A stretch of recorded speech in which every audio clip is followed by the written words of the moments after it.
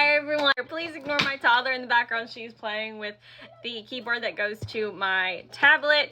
Today we are going to be doing a review on books 7 and 8 in the Broken Kingdom series. It follows the Southern Kingdom, which is Dens of Blades and Briars and Reign of Stars and Fire. This is definitely becoming one of my favorite romantasy series ever, and I cannot thank LJ Andrews enough for making this entire world come to life, because when I tell you my jaw was on the floor for the entirety of these two books, it freaking was. There's one more left in this series, and y'all, my heart is just pounding. Starting with Dens of Blades and Briars, we get into Saga and Ari's story, which when I tell you, I'm so flipping excited for, because Ari has been at the start of all of this. His witty jokes and full of himself comments are freaking everything. Now, mind you, Ari is not really arrogant like that. He's just joking around to hide behind this wall that he put up because he doesn't want to get hurt or really let anybody in.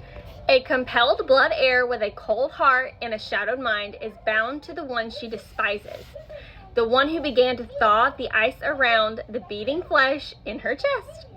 Saga begins to feel memories come in clouds, and a dark whisper voice calls to her, "Little Raven." After a heinous crime is committed and the one she is bound to is accused, they flee in hopes of finding a cure for the hatred spreading into the hearts of the courts. Fate's journey leads them to places they never saw coming, and left with a feeling they can't deny any longer. The witty Ari hides behind his playful speeches and narcissistic jokes, preventing others from seeing the dark past of guilt and fear. But the one who is bound to him begins to peer into the cracks of his shield. Being forced to work together in an attempt of survival have hate turning into love and disgust turning into lust. But his servant is keeping a secret that could destroy the land she is fated to if she reveals her heart to him. Sharing his past gave him trust and a love he never thought he would be brave enough to accept. Facing her past brings battle to another kingdom where another crown is being fought for. The Raven King and Queen fill the third slot in the fated Four Queens tale, and I am so flipping excited to read as it plays out. Another queen has risen, and my heart is bursting at the seams for Saga and Ari's story. A enemies to lovers trope set in a Viking fairy tale of Swan Princess has me swooning. Ari's witty and hilariously sexy tongue left me feeling just as Saga did, furiously amused and hot for more. The first book in the Southern Kingdom of Ari and Saga reveals the very hard and dark past both of them had to face. It's about them both beginning to accept their own paths, their own fates, and admitting that they are stronger together. One quote that I picked out from that: "Everyone is afraid to see the darkness we all keep inside. The one who loves you best won't try to change it. They'll simply bring the lantern and hold you through it." I think that right there depicts Ari and Saga beautifully. And they are very complex characters and have a lot going on, but I think that that one quote is perfect in describing a piece of their love story. Now, on to Reign of Stars and Fire. I don't even know where to begin. This is freaking crazy, so I'm going to do it with a quote, because if I start trying to talk myself, I'm just going to lose it, and jibber jabber is going to come out, because this book was so intense and literally everything to me. Come, you have things to see. Where are we going?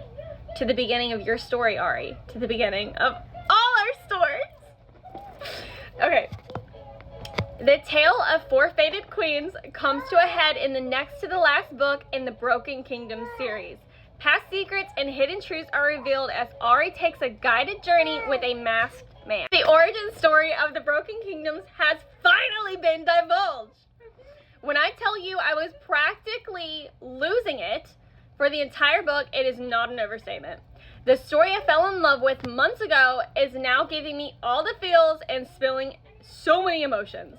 How LJ Andrews created this fantastical, unique, beautiful world is beyond me, but I am so grateful for it. Finding out how the Broken Kingdoms came to be and why gave me chills. The screaming, crying, shocking, eyes bulging out of your head was a constant in my journey through book number 8. Saga is reunited with her hidden power and becomes reacquainted with the land that calls to her. She is acclimating to her new title as the Raven Queen and struggles to find a cure to wake her fated Golden King. Reading the separate sides of Saga's path in finding the antidote and warding off the darkness that had been searching for her, compared to Ari's journey of walking through Fate's memories, showing the truth of a past forgotten, brought so much diversity to the novel. It was like taking a breath of fresh air because you have a break from the war waging in the present, and you take a step into the past where we learn the reason that that war is happening and why the other one faded. Sounds very complicated for sure, and there's so many twists and turns and complex storylines and connections and bonds. Faded bonds right there is the operative words. Okay, pay attention to those are going to get you through the series. But the way that this author wrote them makes it so easy for you to follow. Yes, I stopped and I wanted to go back and I would reread a sentence or a quote or the faded parchments of storytelling multiple times because I wanted to soak it in. It made me so happy, or like just wanting to claw my way into the freaking book because I loved it so freaking much. Like, emotions were crazy. I was on a huge emotional roller coaster of like, oh my god, I don't know what's gonna happen. I don't want this to happen. Holy shit, that's real.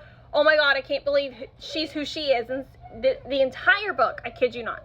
And then went to my favorite parts that I've mentioned before in all of my reviews. A dark tale of twisted fates bring all four kingdoms together in hopes of unraveling the lies that is this world. My sentimental heart was bursting as I read my favorite characters once again reunite in a battle against the darkest enemy they have ever faced. The one that started it all. You guys, this is the origin story. Valiant, Elise, Case, Malin, Gunnar, the Falcons, and so many others come to the aid of the people that they love the most. There's so much history and story jammed into this 400-page novel, and I am in awe of the world that L.J. Andrews brought to life. To say that I am excited for book number 9 is a freaking understatement.